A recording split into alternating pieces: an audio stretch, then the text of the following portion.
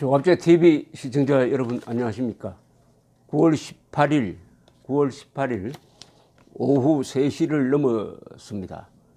오후 3시 30분부터 5시까지 북한의 이른바 조선노동당 본부 청사에서 문재인, 김정은 회담이 이루어집니다. 이 장소가 문제입니다. 조선노동당은 대한민국의 주적입니다. 북한의 모든 권력 체계는 노동당이 장악하고 있습니다. 정권, 그리고 군대, 그리고 주민 위에 노동당이 있고 노동당 위에 수령으로서 김정은이가 있습니다. 독재의 산실입니다. 이런 사실을 감안해가지고 김대중, 노무현 두 전 대통령도 평양에서 회담을 가질 때는 백화원 초대소에서 했습니다. 백화원 초대소. 묵고 있는 백화원 초대소에 김정일이가 찾아와서 회담이 이루어졌습니다. 그러나 우리나라 대통령이 주적의 사령부로 가서 회담을 한다. 이것은 모양이 좋지 않습니다. 남한과 북한이 서로 교전 상대가 아니고 평화를 누리고 있다면 괜찮습니다. 그러나 우리는 지금 핵무장한 북한 노동당 정권과 국가와 개인의 생존을 걸고 싸우고 있는데 대한민국 대통령이 우리 헌법이 반국가단체로 보도록 명령하고 있는 조선노동당 본부 청사에서 회담을 갖는다? 아주 대한민국의 체면이, 권위가, 그리고 헌법에 적힌 위상이 무너진 순간입니다. 이게 상징하는 게 매우 큽니다. 대한민국의 국기, 국가의 기본, 그리고 안전, 독립성, 주체성, 이런 걸 대표하는 사람이, 대한민국적 가치를 대표하는 사람이 바로 대통령입니다. 그래서 국가 원수라고 합니다. 국가 원수의 모든 행동은 상징적인 의미가 있고 그게 바로 국가의 행동으로, 국가의 위상으로 해석되게 되어 있습니다. 그러니까 대통령과 다른 나라의 대통령이 만나는 이른바 이 정상회담은 그 격식이 매우 중요한 것입니다. 오늘 평양에 도착한 문재인 대통령을 맞은 동원된 평양 주민들은, 평양 군중은 태극기를 흔들지 않고 인공기와 한반도기를 흔들었습니다. 인공기와 한반도기를 흔들었다. 그 순간 대한민국 대통령은 그 자리에 없었던 것하고 같습니다. 대한민국 대통령이 가는 자리에는 반드시 태극기가 같이 따라가야 합니다. 인공기를 드는데 어떻게 태극기를 들지 않습니까? 그러면 문재인 대통령이라도 태극기 배지를 달고 갔어야죠. 더구나 한반도기를 들고 나온 게 수상합니다. 한반도기는 국적 불명이지만은, 정체 불명이지만은 남한에서는 좌파들의 깃발입니다. 좌파들이 태극기를 들기 싫으니까 한반도기를 들고 나옵니다. 김정은은 문재인 대통령을 태극기 세력이 아니라 한반도기 세력으로 보고 있다는 증거입니다. 오늘 그 모양은 태극기 세력과 한반도기 세력이, 태극기 세력과 한반도기 세력이 아니라 한반도기 세력과 인공기 세력, 인공기 세력인 북한 노동당, 한반도기 세력인 문재인 정권이 합작하는 모양새였습니다. 매우 불길한 징조입니다. 거기 태극기가 있어야죠. 인공기와 태극기가 당당하게 있어야지. 왜 한반도기가 들어와 가지고 한반도기 플러스 인공기 하면은 남북한의 좌파 연합 세력이 되는 것입니다. 그러면 태극기와 대한민국은 문재인 대통령을 따라가지 못한 거죠. 이것은 문재인 대통령이 헌법에 명시된 대통령의 직무를 소홀히 했거나 포기했다는 의미가 되겠습니다. 상징적인 의미가 있습니다. 왜냐? 헌법 제66조는 대통령의 직무를 국가의 독립, 영토의 보존, 국가의 계속성과 헌법을 수호할 책무라고 딱 규정을 했습니다. 그리고 헌법 제69조는 대통령이 취임할 때 이런 선서를 해야 된다고 문장을 적었습니다. 나는 헌법을 준수하고 국가를 보유하며 조국의 평화적 통일과 국민의 자유와 복리의 정진 및 민족 문화의 창달에 노력하여 대통령으로서의 직책을 성실히 수행할 것을 국민 앞에 엄숙히 선서합니다.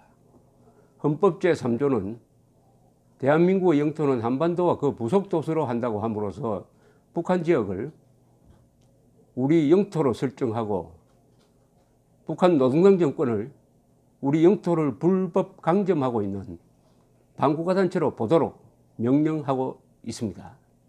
그렇다면 태극기를 들지 않는 인공기와 한반도기만 든 오늘의 환영은 문재인 대통령에게 침을 뱉은 것과 마찬가지입니다. 문재인 대통령이 방북하기 전에 이런 의전 절차를 협의했는데도 이것을 우리가 수용했다는 이야기가 되죠. 과거에는 한반도기를 들고 나오지 않았습니다.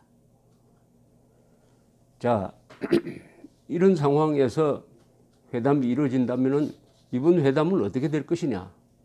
상징성으로 이야기한다면 대한민국의 민족사적 정통성을 부정하는 목적이 가장 큰 회담이 될 것이라고 생각합니다. 한국 입장에서는, 국민 입장에서는 북한이 핵을 폐기하는 분명한 약속과 실천 방안을 받아내는 것이 목적일 것이고, 문재인 대통령의 목적은 그런 국민의 생각과는 동떨어진 약속이 될 것입니다. 그리고 김정은은 문재인 정권을 마치 부하처럼 부리면서 대한민국의 권위와 대한민국의 민족사적 정통성을 부정하는 쪽으로 상징 조작을 이미 시작을 했습니다. 오늘 벌써 한반도기를 들고 나온 거, 그리고 회담 장소를 주적의 사령부로 정한 것이 이미 표출이 되었습니다. 앞으로 이런 행동이 계속 이어짐으로써 이것은 이번 회담은 북한 노동당 정권이 대한민국을 정신적으로 와해시키는 그런 상징 조작이 될 가능성이 농후합니다. 농후한 게 아니라 이미 진행 중에 있다. 이렇게 봐도 지나친 말은 아닐 것입니다. 그동안 대한민국 안에서 한반도기가 어떻게 서해졌는지를 보면 잘 압니다. 2005년 8월 15일 광복절, 광복 60주년 행사에서 북한 대표단도 오고 해가지고 태극기가 금지되었습니다. 태극기를 들지 못하게 하고 한반도기 세상이 되었습니다. 그때 이명박 서울시장이 시청 청사에 태극기를 달게 해가지고 완전히 청사를 태극기로 뒤덮었던 기억이 새롭습니다. 그것이 당시 보수 세력의 마음을 위로하고 이것이 이명박 대통령이 당선되는데 하나의 일조를 한 적도 있습니다. 그리고 2002년 김대중 정부 때는 상암동 축구 경기장에서 남북 축구가 이루어지는데 태극기를 들고 들어가지 못하게 앞에서 막아가지고 경찰관이 태극기를 압수하는 사태도 있었습니다. 그 순간 대한민국은 사라졌던 것이죠. 그 순간 이런 일이 오늘 평양에서 이루어졌다. 그렇다면은 비핵화 약속은 받아내지 못하고 대한민국은 북한 노동당 정권 앞에서 무릎을 꿇는 그런 이상한 상징 조작으로 끝날 가능성이 매우 농후하기 때문에 우리 국민들이 잘 지켜보면서 적극적으로 의견을 개진을 해야 됩니다. 하필 오늘 이런 뉴스가 보도되었습니다. 통일부가 통일교육 방향을 제시하는 지침서에서 대한민국의 정통성을 사실상 부정했습니다. 통일부 산하 통일교육원은 지난 8월 28일 발간한 평화통일교육 개정판에서 유엔은 대한민국 정부를 한반도 내의 유일 합법 정부로 승인함으로써 대한민국 정통성을 인정했다는 기존 표현을 삭제했습니다. 이건 뭐냐 하면은 대한민국은 1948년 5월 선거를 통해서 국회를 구성했습니다. 그 국회가 헌법을 만들었습니다. 그 헌법에 기초하여 정부가 구성되었습니다. 그리하여 1948년 8월 15일 대한민국 건국이 선포되었습니다. 이렇게 함으로써 국제적 공인을 받았습니다. 왜냐? 공정한 선거를 통해서 출범한 민주적 정당성이 있는 대한민국이 되었던 것입니다. 그리하여 그해 12월에 유엔 총회가 대한민국만이 한반도의 유일한 합법 정부라고 인정을 해 주었던 것입니다. 이게 지금까지 계속되는 남북 대결에서 대한민국의 입장을 공고히 하고 그것을 우리 헌법이 더욱더 강화하고 있습니다. 우리 헌법이 북한을 반국가 단체로 보고 유엔 총회 역시 북한의 정권의 정당성을 인정할 수 없다고 함으로써 누가 봐도 객관적으로 법률상 대한민국은 북한과는 격이 다른 정통 국가가 되고 북한은 국가라는 명칭을 사용할 수가 없는 집단이 되었던 것입니다. 그런데 그 교육을 하지 마라. 더구나 국가 정통성을 확인하고 우리 헌법 정신대로 자유민주적 기본 질서에 입각한 평화적 통일을 하라고 헌법 제4조가 눈을 부릅뜨고 명령하고 있는데도 그게 정면으로 배치되는 이런 자해 행위, 한반도가 유일 합법 정부라는 것을 삭제하면 그 뒤에 남한과 북한 사이에는 차이가 없어지고 똑같은 국가가 되든지 똑같은 단체가 되는 것이죠.